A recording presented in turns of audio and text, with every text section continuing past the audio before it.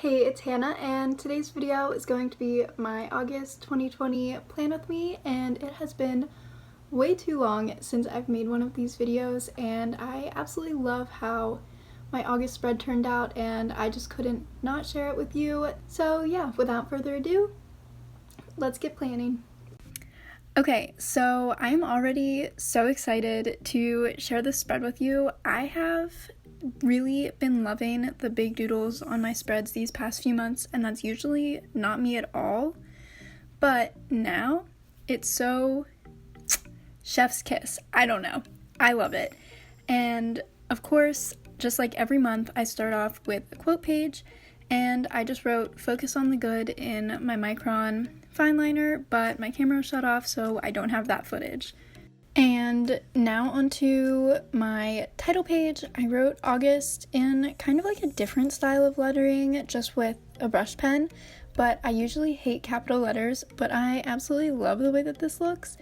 And I just have recently been so obsessed with the leaves and outside and nature, and I just couldn't not do this as my theme. So yeah, I traced out everything just because I love to draw everything ahead of time and pretty much just color with you, but I just love the different variety, and I feel like it just frames the word August so well, and I don't know, it just gives me super happy vibes, and I'm here for it.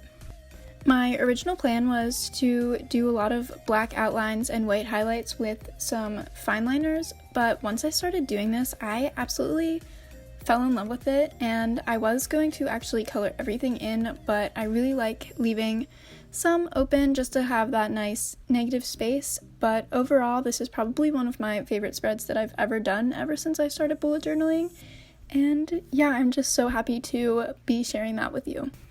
I used 3 different Tombow dual brush pens, and the color numbers will be listed in the description down below if you like this color palette and want to see what colors I'm using.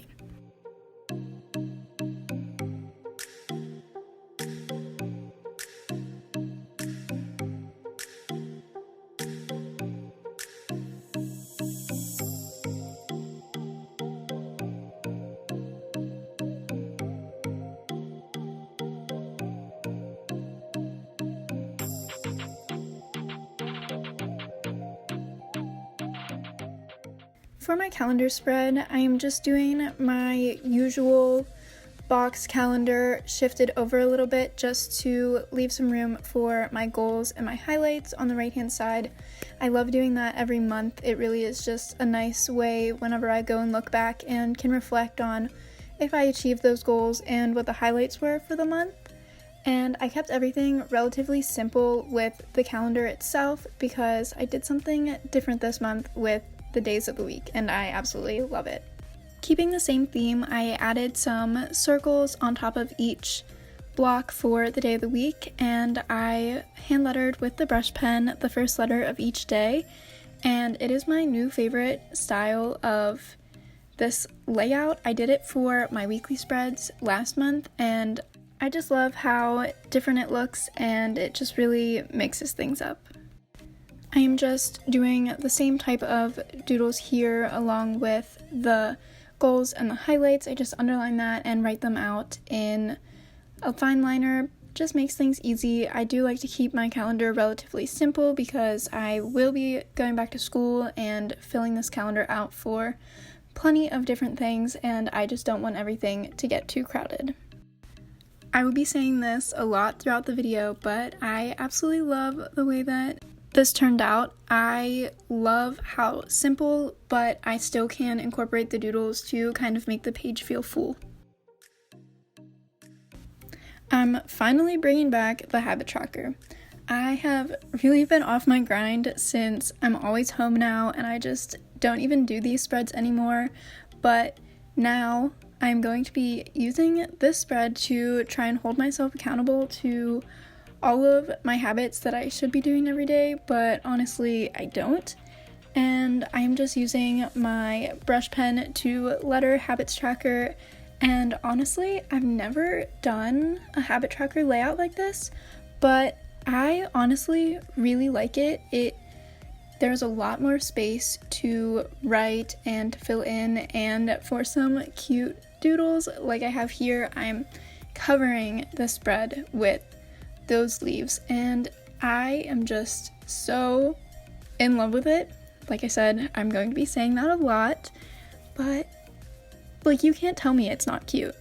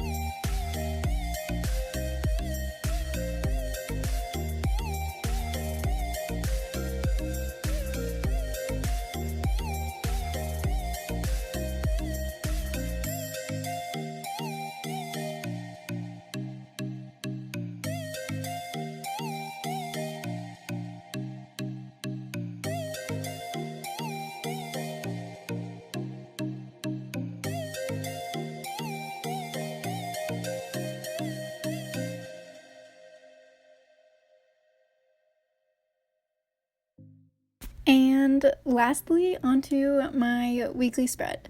I did a similar layout to this in January, and I figured why not try it again because it worked for me then. It has enough space for day-to-day tasks, but it's not my favorite layout for like during the school year when you have assignments mixed with your daily tasks and events and stuff, and it just gets too crowded for me. But I'm not fully in school right now, so this spread will be perfect, and I will definitely switch it up once my classes start again. I am really just liking how well the leaves frame and kind of create such a border around the space to fill in, and I just think that it looks so good. It's definitely one of my favorite spreads that I've ever done. This entire theme, I just absolutely love it. And for writing the days of the week, I used the brush pen still, but I didn't fully letter it.